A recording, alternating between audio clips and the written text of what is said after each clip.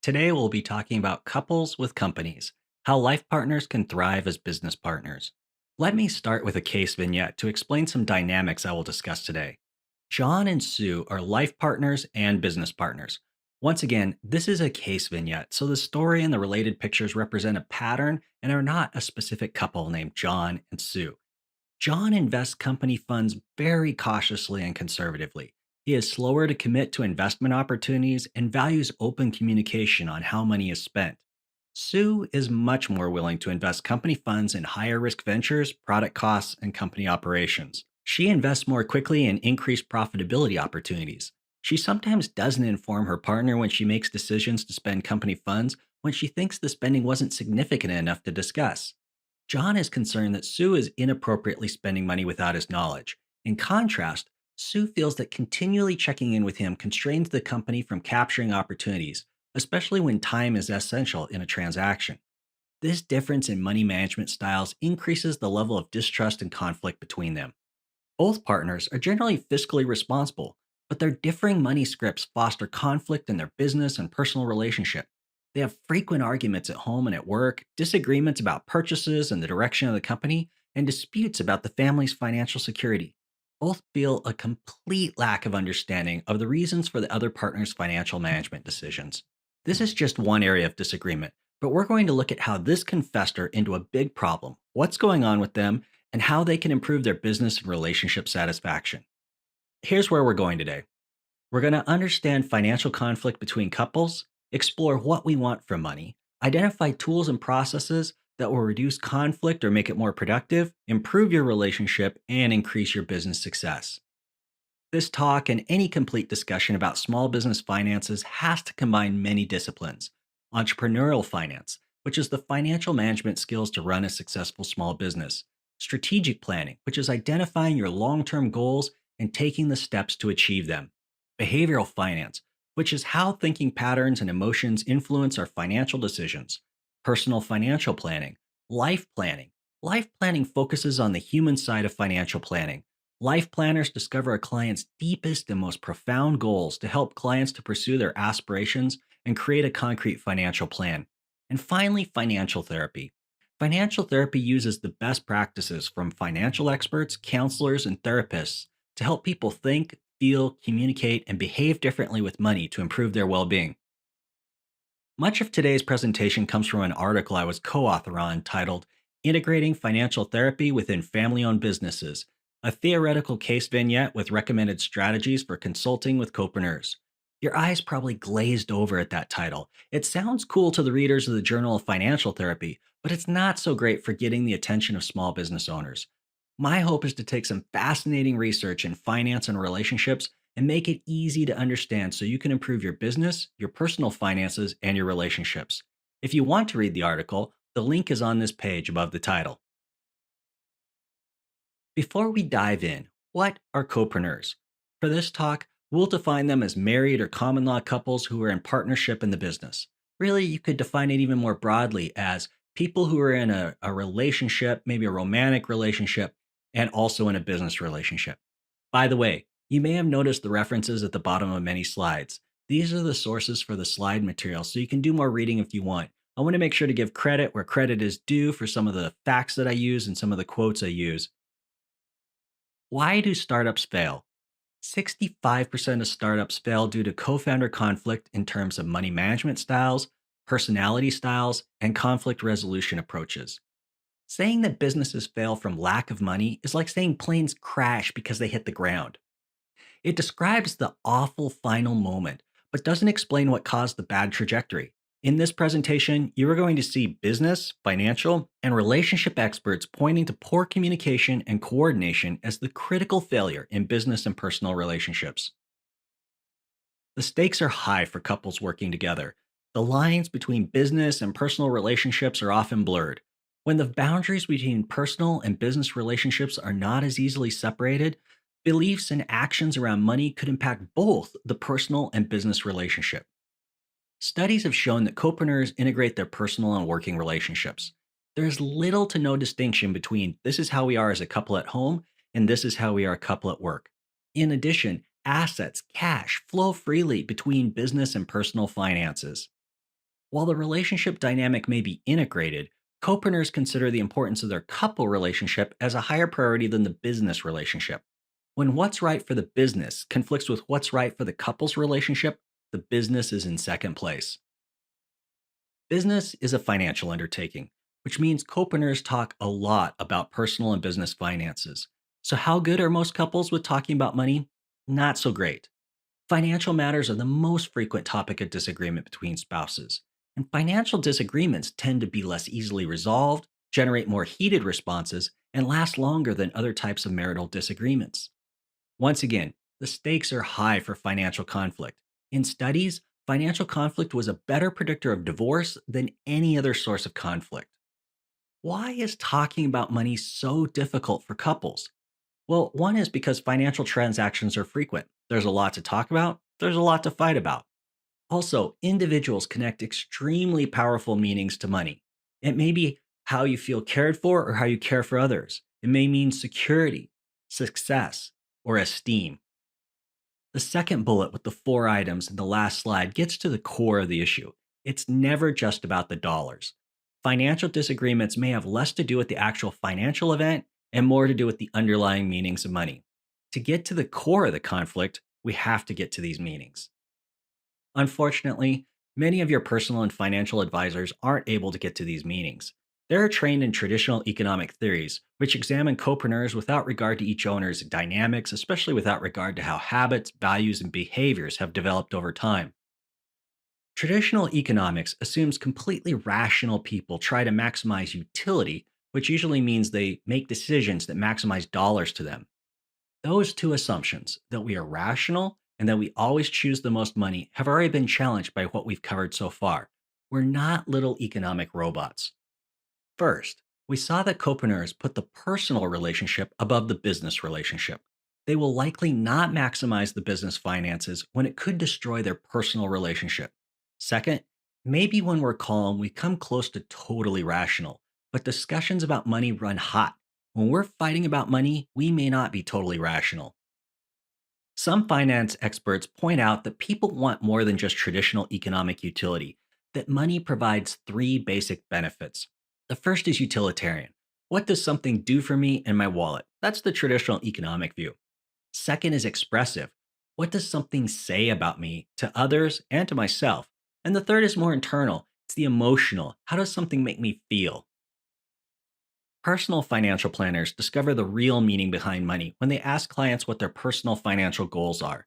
A survey asked people, why is wealth important to you? Financial security was at the top. Financial security matters so much because its absence is so painful. Living stress free, peace of mind was at the top of another survey that asked, what is wealth to you? Here are other top ones of investors: nurturing children and family, education, high social status. Having an impact in social causes I care about was not much lower in the list. Now we'll move from personal financial planning to financial therapy. Don't worry, no one's going to talk about their childhood in this webinar. Financial therapy is a newer term for an old problem. Personal financial planners were working with clients and realized their traditional economic training left them unprepared to deal with their clients' deeply emotional relationships with money. We saw earlier that couples fight about money a lot. So, what did these couples do? They went to counselors and therapists who have zero training in money. Financial planners and counselors realized they needed to work together and learn from each other to help their clients. They needed a mix of financial and therapy knowledge. That's financial therapy. It isn't some crazy mashup. They go together like peanut butter and jelly. We've seen that there's meaning behind money. How do we get at that meaning? One way financial therapists do this is by looking for money scripts. What's so tricky about these scripts is that they're unconscious and they were developed at a young age. They drive a person's behavior without even that person's awareness. And that makes it difficult to articulate them to business partners, causing a potential for more significant conflict over money related issues within the business. There are four general money scripts. Think of them as categories, and the scripts are just different things we believe that have been grouped into these four general categories. In my talk today, I'll focus more on how these scripts may cause issues in relationships and financial management. The four money scripts are money avoidance, money worship, money status, and money vigilance. First, money avoidance. Here are some characteristics of people who have those scripts. ignoring bank statements, neglecting to keep a budget, lower net worth, and overall poor financial health. The belief that money is evil, belief that they do not deserve money, that wealthy people are greedy or corrupt, and that there is virtue in living with less money. They may resist or even fail to follow a cash flow management plan, and they're tempted to avoid even looking at bank accounts, potentially causing collections or tax accounting issues. If they're not looking at their past due receivables or the money that people owe them, they're never collecting from those customers, and that can cause cash flow problems for their company.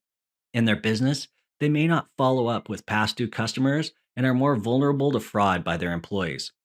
An example of this, I knew a company where the owner's wife called him one day and says, "Why are you cutting checks to the bookkeeper?" And the owner says, "I'm not cutting checks to the bookkeeper." Well, the bookkeeper was cutting checks to the bookkeeper. And so it was caught when the owner's wife finally looked at the bank statements. Now, money worship. Some characteristics of this is that money will solve all their problems. People who have these scripts may spend compulsively and go into debt. They may put work ahead of others, which is workaholism.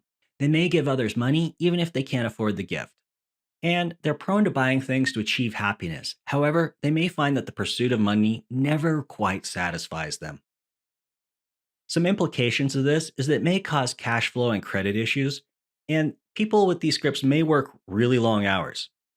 Now, that can benefit the business in the short term, but it may harm relationships in the long term, and they can lead to burnout and conflict. Money status characteristics. Some characteristics that people with money status scripts may have is they may exhibit overspending tendencies. They may have a monetary sense of virtue, that money will come to them, and they assume that outside forces will magically bring them money, that somehow the universe owes them money.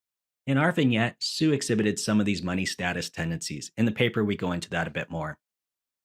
Some implications for money status is that people with these scripts may be prone to overspending on fancy offices or overly expensive business equipment, and they may want the company to buy things for the owners, like luxurious company cars, which can put the business's sustainability at risk. They may leave business decisions up to fate and not create a systemic business plan or stray from traditional business practices. And this may cause conflict when these magical funds fail to materialize, and the partners may blame each other for the failure of the company rather than taking concrete steps towards steering the company back on track. Money vigilance characteristics. A person with money vigilance scripts may be less likely to buy something they cannot afford and are more vigilant with tracking their finances. But the dark side is they may have anxiety about their financial situation. In our case scenario vignette, John showed some signs of money vigilance. Some implications is they are less likely to have cash flow or credit issues for their business, and they're more likely to stick to a cash flow plan and promptly pay their bills. But that anxiety results in them underpaying themselves and their employees, creating unnecessary turnover, which can negatively impact the profitability of the company. And they may talk less about money, especially with outsiders, which can lead to some secrecy. In a copreneurship, the company may be the sole income for an entire family. And so this increases the anxiety for a money vigilant person. They're already the nervous Nellies of financial management. And now they're concerned that the business failure is not only a failure of the business, of their identity, but it may be a failure of the family as a whole. Other implications is that they're more risk averse in their business due to these anxieties around money, and that makes them less likely to take appropriate risks for such things as like expanding or hiring more staff, and that can hold the company back. Now we know some basics about what we're all looking for from money and some specifics about copreneur dynamics. What are some ways that we can help John and Sue? As a small business owner, the purpose of your business starts with the purpose for your life. If you don't define what you want, your company will wander around until you wake up one morning and realizing you're working for a company you hate and it's your company.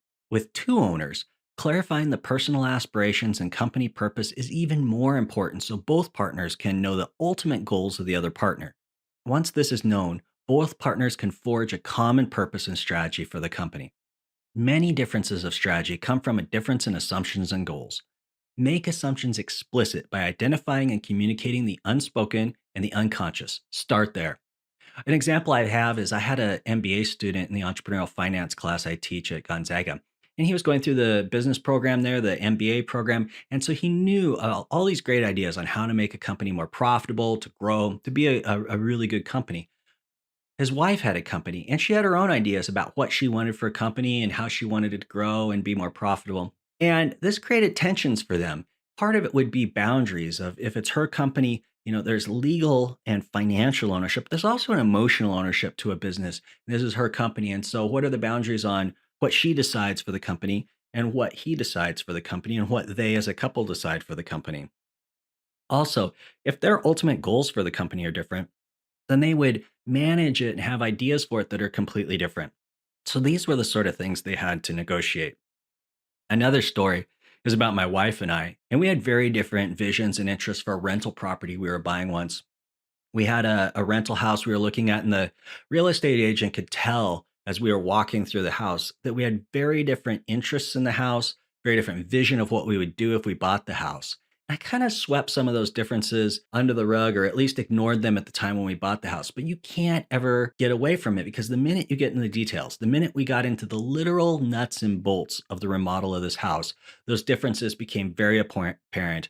And then we had to negotiate these differences on how much we were going to remodel the house, what was appropriate for the remodel of the house as a rental for a house in that price point. And it came down to how we were going to do the cabinets, what sort of redo we were going to do on the doors and the floors, and all sorts of things. This doesn't need to be complicated. You just need to be clear about one or two main things you want from your company based on your plan for your life. To help you clarify your dreams for your company, I've developed the Personal Aspirations and Company Purpose Worksheet. It has a series of exercises to identify what's important to you. These exercises will help you identify what you want to be. These are usually character traits like loving, forgiving, giving, enthusiastic, etc. To do, here's where you outline the activities that provide fulfillment and purpose for you. It may also describe how you act during the day. For example, one of my to do items is laugh and not take myself and life too seriously. To have, that includes both tangible and intangible things.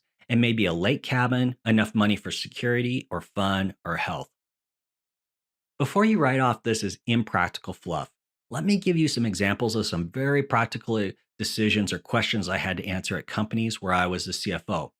One was, how much money should we distribute to the owners versus how much cash should we keep in the business for growth? When you distribute money from a company, it can stunt the company's growth. So it's a big decision on how much cash needs to be distributed from the company to fund the lifestyle or needs of the owners versus how much you keep in the company if you're really focused on growing the company and the future potential and value of the company. Second, does the principal owner want lots of control over the company, or are they willing to bring on partners who can provide cash and experience? And this plays out a couple different ways. One is, are the owners willing to bring in a highly paid manager, a salaried person who can help them manage the business? And maybe that gives them more flexibility of time or lets them focus on the things they enjoy most in running the company. Another way may be bringing on an investor who can bring money and experience. But bringing on an investor and selling a share of the ownership of the company means giving up a bit of control of the company. And that once again gets to the values of the owners of how much control do they want over the company? Do they want complete control? Or are they willing to give that up to gain other things to maybe have a company that's more valuable in the long run? When the owners are ready to retire, can the business create enough cash flow for them, or do they need to sell their ownership? So, this is a big exit strategy question. How will the company ultimately pass along to maybe a next generation of the family, or maybe have to be sold to outside investors, maybe to an ESOP, to employees? There's questions of how do they want to end their career? Do they want to sell the company and end their ownership as an owner at the same time they quit managing it? Maybe they sell the ownership and continue to manage it for a period of time. Really, how do they want to end their time with their company? The purpose of your business is to serve your values. Yes, a big part of that is providing money, but it provides so many other things you value. Owners define value in so many ways. You have the freedom to define value creation of your company based on your specific values. It may be how you can live out your values or achieve goals you couldn't do individually. You may want time or freedom. It may be your status or position in the community. Owners often have a deep devotion to employees and are willing to provide for them even if it means reduced profits. However, you only get value when you give value. Your company will only create value for the owners when it provides value to customers and employees. When you do this, you have business success. How you do this is defined by your strategic plan. Once you've set your purpose, you can develop the plan. This is an outline of the strategic planning process I do with my clients. It starts with the big question of what do you want from your company and maps that all the way to practical quarterly objectives and tasks to attain that purpose. Work through this together as a couple for alignment. There's a saying that the decisions are easy when the vision is clear. Agree on the top parts of this pyramid, and you'll disappoint or negatively surprise each other less when you perform the bottom parts of this pyramid in your day to day work. Once again, this doesn't have to be massively time consuming or complicated for a small business. Focus on the questions on the right side of the slide. So, those questions at the top are: why do you want this company? What do you own it for? That's its purpose. Second is vision. Where are you going with the company? In 5 to 10 years, where do you want this company to be? Third is mission. All right, now that you know where you're going, how are you going to get there? Exactly what are you going to sell? What services are you going to provide? And so, even companies that may have similar visions may have different missions on how they achieve that vision. Then it just becomes implementation.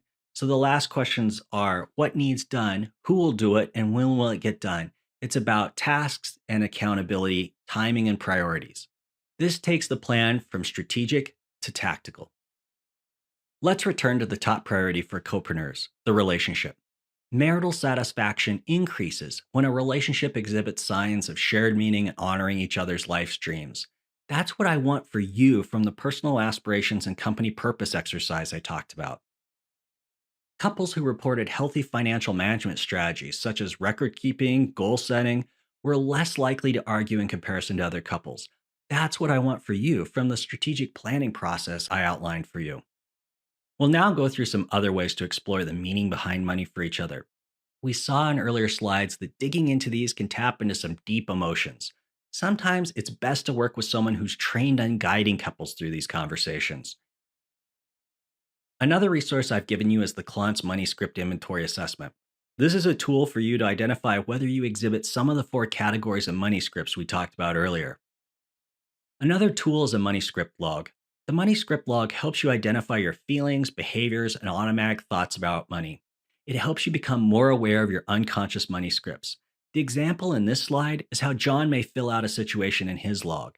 Using the vignette above, John and Sue could work with a counselor to share their logs to help communicate or clarify their internal struggles. The records would track how their money scripts manifest in both their personal and business finances. The goal for this strategy would be to have each partner communicate with the other partner their money scripts, how it played out in business situations, and what they learned about their partner's money scripts. This reduces the feeling of mistrust or hurt they had before their money scripts were communicated openly.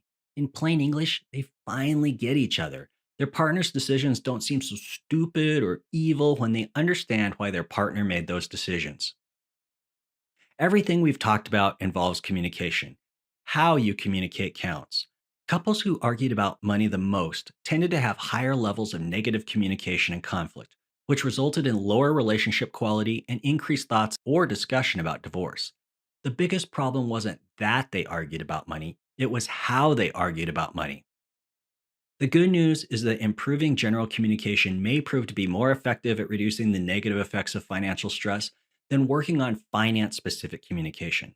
This means you can work with any counselor or therapist to work on communication skills. The benefits of those skills will spill over into your business. Here's a sample communication structure that you may work with a counselor. It's called I statements, and it sounds a bit stilted when you first read it, but as you become more comfortable with it, as you weave it into your more natural talking rhythms, then it becomes natural sounding. It starts with I feel, which are the speaker's feelings. When, then you state a specific event or action, and because, how it's interpreted by the speaker. Then sometimes this is followed by a specific request for help for the speaker. The big point is that there's no blame when going through this. This is about the speaker's feelings, how the speaker interpreted an event, and not about what they perceived about the other person. The money script log I discussed earlier helps you identify what to fill in the blanks of an I statement. Once again, a counselor or therapist can help you work through this communication process or similar communication processes to improve your relationship and business management effectiveness. What have we learned to help John and Sue and copreneurs like you? Copreneurs relate to each other in the context of 2 relationships: business partner and life partner. In the same way, copreneurs have dreams and needs that their partner and their business provide. There's meaning behind and beyond the money. This meaning is different for all of us. Both personal success and business success can be defined so many ways. Start with understanding how each of you define success and meaning. I've given you a worksheet to clarify and communicate your dreams and aspirations. Once defined and agreed upon, use the strategic planning process to define a common strategy. Remember, the decisions are easy when the vision is clear. There will be challenges. You may react to those challenges in ways that aren't productive. Your partner may make decisions that seem crazy to you. Business situations and personal finances trigger reactions in us. It's not just about the money. The KMSI assessment and money scripts will help you understand what's going on. The communication tools allow you to discuss it to work together towards your common goal. I've given you a quick overview. This is just the start, and you have many people who can help you. You can work with your bank or credit union to talk with financial planners that can develop your personal financial plan and business relationship officers for loan and banking needs. There are business consultants like me that can help with strategic planning, performance metrics, and cash flow management. Just call or email me if you want to work with me on what we talked about today. I also have many free resources for small business owners on my website. You may decide to work with a counselor, therapist, or clergy for the big questions about meaning and success to improve your communication. We are all here for you, and we want you to succeed. I conclude my weekly newsletter and my blog articles with a phrase that I give you now with all its meaning. I wish you well.